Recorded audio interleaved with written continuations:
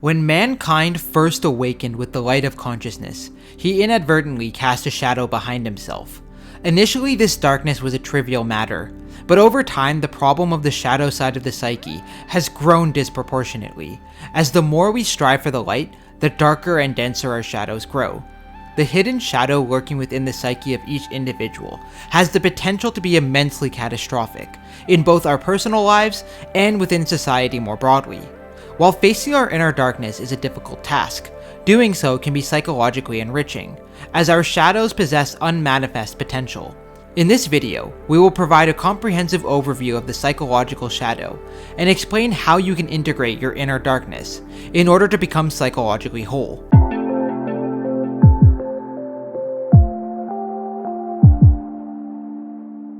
The shadow can be divided into an archetypal component and a personal component. The personal shadow is a direct result of the archetypal shadow, so we will turn our attention to this first. Archetypes are fully formed mental concepts, which we don't need to learn because they are genetically encoded into the mind. The shadow is directly connected to one of the most basic thought categories which we are born with, the dichotomy between good and bad. This is an ancient archetypal dichotomy, which allows us to paint things in a positive or negative light. This is useful because the world is full of dangers, and our minds need to be able to identify elements of our environment which can be potentially harmful. As animals experience their environments, they become adept at classifying the objects of the outer world as safe or as harmful. Whenever we cognitively paint something with a negative feeling tone, we create an aversion to it, and see it as something which must be avoided or destroyed. Activation of the archetype produces negative feelings such as fear and anger, which dictate how we view the object. In social animals, this instinct extends into group dynamics, as it becomes paramount to distinguish between the members of one's own group and outsiders who may be hostile. Animosity towards others evolved as a way to defend against those who may have hostile intentions, but it also developed as a way to attack other groups in order to secure resources and territory. We thusly developed an instinct for the antagonist, and possess a natural tendency to mistrust strangers. This tendency to treat outsiders with hostility is highly developed amongst primates, whose remarkably advanced social dynamics make rival groups a particularly dangerous threat. The instinct for antagonism against those who are unlike us is thus an ancient mechanism which still persists in humanity. This archetypal animosity divides a primate's psychological worldview into us and them, as they treat their own troop as good and those belonging to other groups as evil. As Erich Neumann writes, people have always distinguished bad from good, as we have distinguished enemy from friend and strange from familiar, because as social mammals, we are programmed to do so. With the birth of culture, human cognitive development proceeded in a completely different direction from the natural and instinctual life we had lived before. In order for the members of a civilization to coexist, it is necessary to impose certain rules and norms of behavior, while at the same time restricting behaviors which are deemed wrong. These morals often emanate from religious beliefs or governmental systems, but they can also be unique to a particular family, where they are reinforced by parents. This fact means that certain behaviors and traits are considered evil, while others are considered moral and virtuous. In this dynamic, the archetypal shadow is being used to paint certain traits and behaviors in a negative light, such that our minds treat them with contempt and disgust. Standards of morality are different between cultures. For example, some cultures condemn racism and treat it as evil, whereas other cultures consider it unacceptable to associate with other races. Whatever these moral standards are, they are promoted, while immoral traits are condemned, sometimes under the threat of punishment. Within the human psyche is a desire to conform to the group in order to avoid ostracism and alienation, and so we tend to obey whatever societal standards are imposed upon us. The imposition of moral rules is part of the reason that we develop a conscious ego, as the ego acts as a mediator between impulsive desires and moral guidelines. The ego is who we perceive ourselves to be, and it is greatly shaped by social expectations. The ego essentially constructs a barrier between self and non-self, and so anything which is deemed acceptable by society is more likely to be a part of our self-image, and characteristics which we don't wish to associate ourselves with will not be a part of the ego's conception of itself. These aren't just moral traits imposed by society, but also traits which we repress at the personal level due to our own personal values. The ego is responsible for repressing characteristics which fail to accord with its self-constructed image. Having an ego also conceals aspects of ourselves which are more instinctual and rooted in our fundamental animality. A substantial part of the shadow is the result of collective adaptation. It contains all those elements in the personality which the ego condemns as negative values. This selective valuation is collectively determined by the class of values current in the individual's culture canon. To the degree that his positive values are relative to a particular culture only, the shadow containing his negative values will be equally relative. This type of moral restriction is responsible for humans becoming the psychologically sophisticated beings that we are, but this also necessarily entails caging up a large proportion of the fundamental animality which exists within each of us. The shadow archetype, like all archetypes, results in symbols which demonstrate its psychological phenomenology. For example, have you noticed that in every story there's a good guy and a bad guy? This fact is so obvious that it almost seems like there's no point of mentioning it. But this reveals an important aspect of the shadow archetype, as the villain in a story often embodies the characteristics which the author considers evil, while the protagonist, being a representation of the hero, or more specifically the ego, usually embodies the characteristics which the author deems to be virtuous. The fact that almost every story has an antagonist reveals just how prevalent the shadow archetype is in our psychology. In fact, stories like this are often used as a vehicle to convey and reinforce morally virtuous traits and condemn immoral traits. Take the story of Moses and the Pharaoh, for example. The image we hold of ourselves, however, can only be a relatively small and distorted picture, since we cannot be conscious of our entire personality. Consciousness is a dim light, which can't truly comprehend the scope of one's personality, and therefore much of the psyche is not embodied in one's consciousness. Therefore, anything in our psyches which fails to accord with the ego's self-image will be repressed or unacknowledged. These repressed traits comprise the personal shadow. When the archetypal shadow paints something in a negative light, our minds create an aversion to it, causing us to repress it. The shadow personifies everything that the subject refuses to acknowledge about himself, and yet is always thrusting itself upon him directly or indirectly. For instance, inferior traits of character and other incompatible tendencies. This explains why people can be especially sensitive to criticism, which highlights their shadows.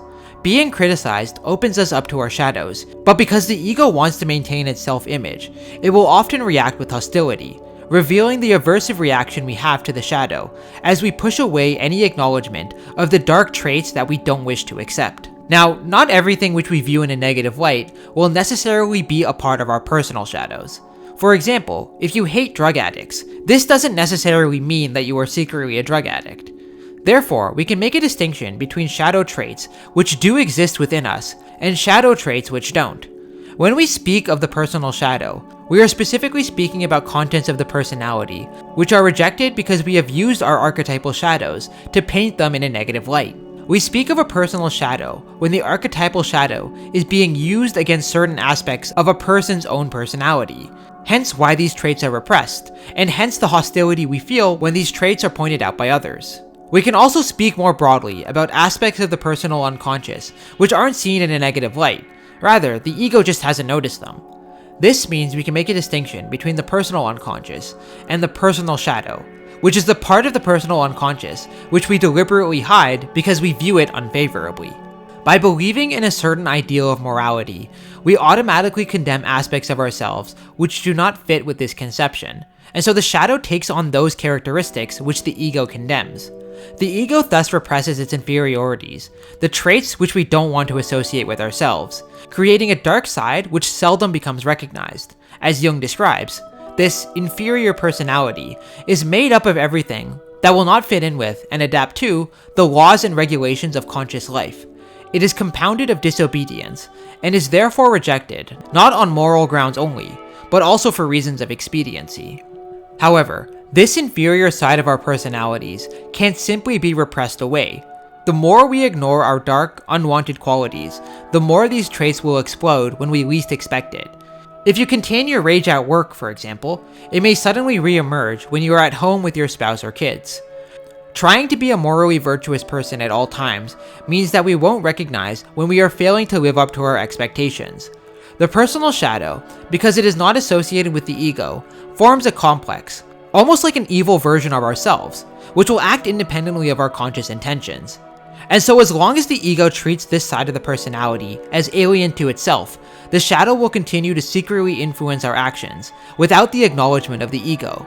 This is especially so whenever we experience a lapse of consciousness. Our dark sides may suddenly emerge. A good example of this is when we have had too much to drink.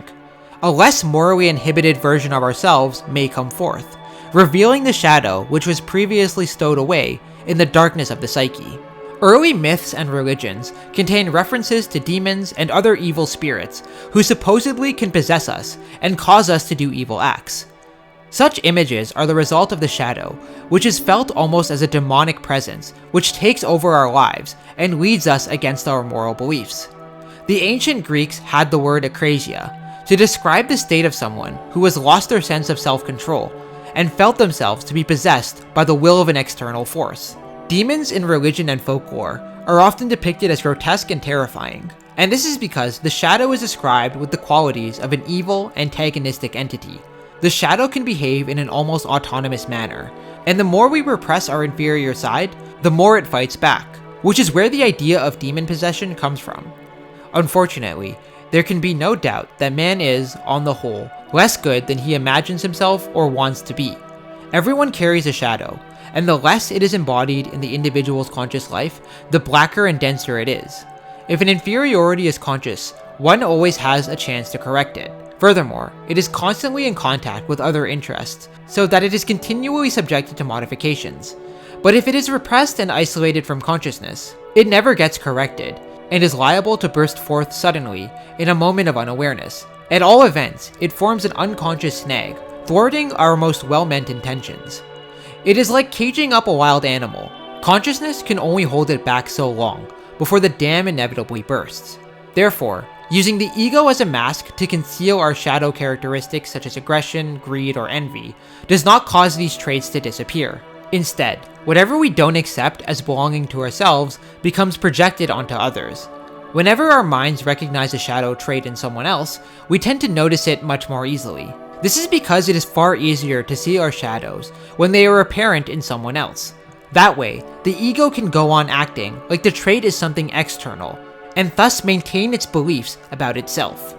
We have to keep in mind that the shadow evolved for antagonism, and so when we project our shadows onto others, we are engaging an ancient psychological mechanism which is designed to see other people as evil and dangerous. This is why it is much easier to see the evil in another person, and why it is immensely difficult to acknowledge it within ourselves. While some traits peculiar to the shadow can be recognized without too much difficulty as one's own personal qualities, in this case, both insight and goodwill are unavailing because the cause of the emotion appears to lie, beyond all possibility of doubt, in the other person. No matter how obvious it may be to the neutral observer that it is a matter of projections, there is little hope that the subject will perceive this himself. He must be convinced that he throws a very long shadow before he is willing to withdraw his emotionally toned projections from their object. Shadow projection is among the most dangerous phenomena in human psychology. It is responsible for the way in which entire societies can mobilize out of hatred for their neighbors. It is easy to think of ourselves and the members of our group as good, and other groups as evil. But the reality is that much of the evil we see in others likely exists within ourselves, concealed within our shadows. Believing that your enemy is a demon often brings out your own demonic traits, and this sort of thinking is used as a justification for heinous acts of violence and cruelty, because when you view others as evil, it justifies the evil actions you commit against them. We are blissfully unconscious of those forces because they never, or almost never, appear in our personal dealings and under ordinary circumstances. But if, on the other hand, people crowd together and form a mob, then the dynamics of the collective man are set free. Beasts or demons, which lie dormant in every person till he is a part of a mob. Man in the crowd is unconsciously lowered to an inferior moral and intellectual level, to that level which is always there, below the threshold of consciousness, ready to break forth as soon as it is stimulated through the formation of a crowd. Shadow projection is at the root of humanity's greatest sins. However, with the birth of the study of psychology, humankind has reached a point where it is possible to understand the dynamics of our evil side and escape this vicious cycle. To overcome this immense challenge, it is important for each of us to become conscious of the darkness and integrate it. The shadow is a real part of the personality, and it needs to be acknowledged as such. There is nothing inherently evil about the shadow. It is only so because we decide it.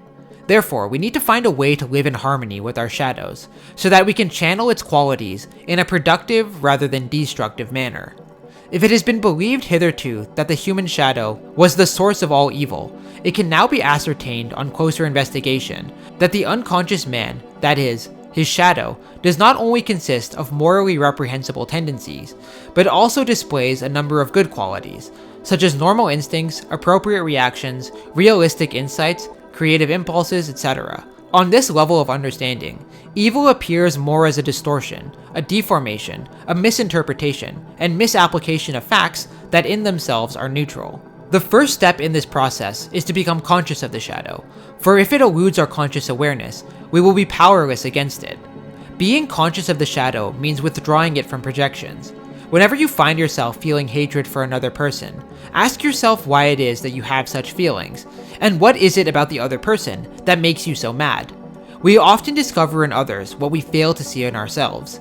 So whenever your shadow archetype is triggered by another person, ask yourself to what extent that person may be a reflection of your own shadow. Furthermore, when we are criticized, there is a tendency for the ego to defend itself because it feels something threatening its self-concept. Therefore, whenever criticism feels particularly stinging, this may be an indication that we are encountering the shadow.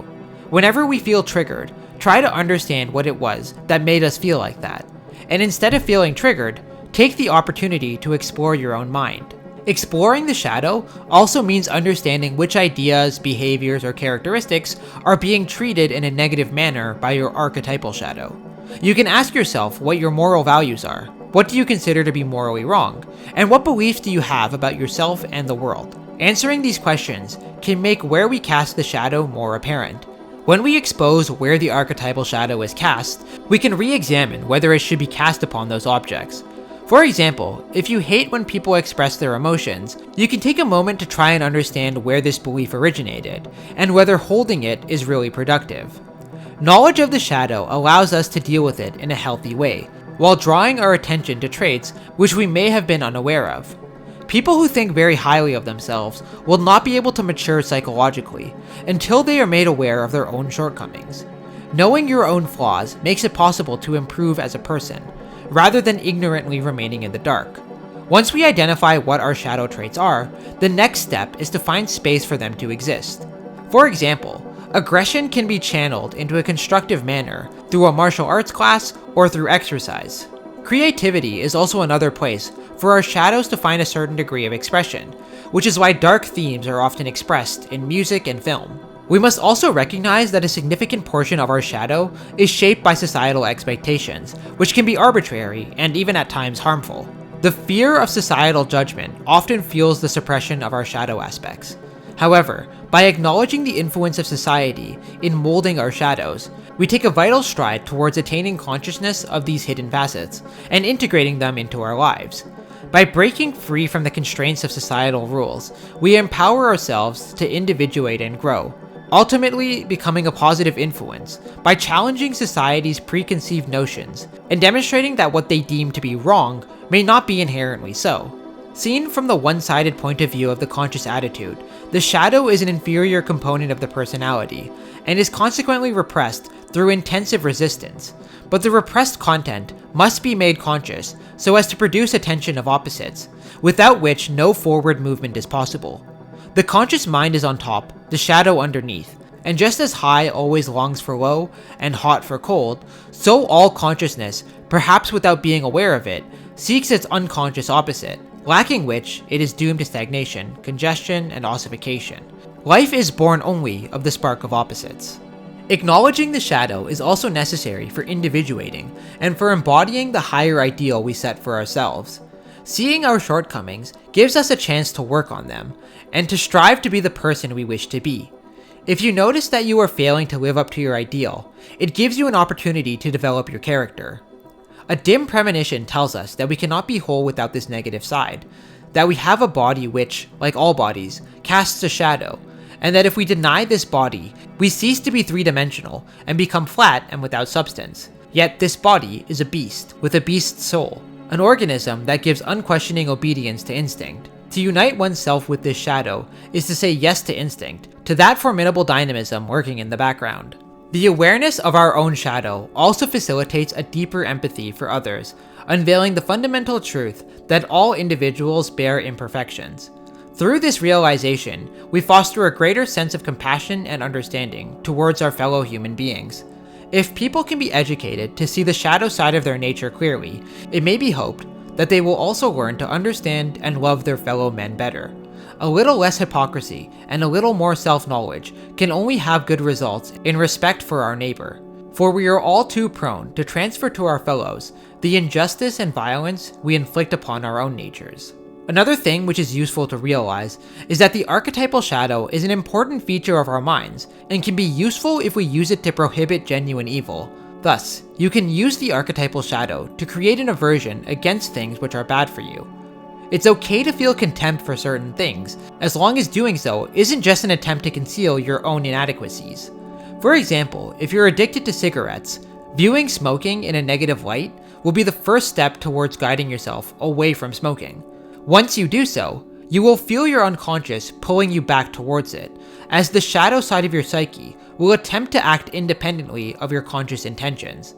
But if you can consciously acknowledge this feeling, you will have some measure of control over it, whereas letting it lapse into the unconscious may cause it to unknowingly possess you. The shadow is a serious challenge for humanity, but tackling the problem head-on will enable us to transcend our limitations and exist in a more harmonious state.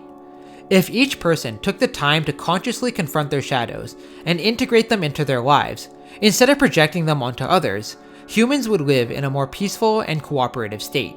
It is the moral task of every individual to integrate their shadows as best they can, and those who have far developed their conscious awareness through an acknowledgement of their shadows have done their part to shoulder the burden which humanity faces.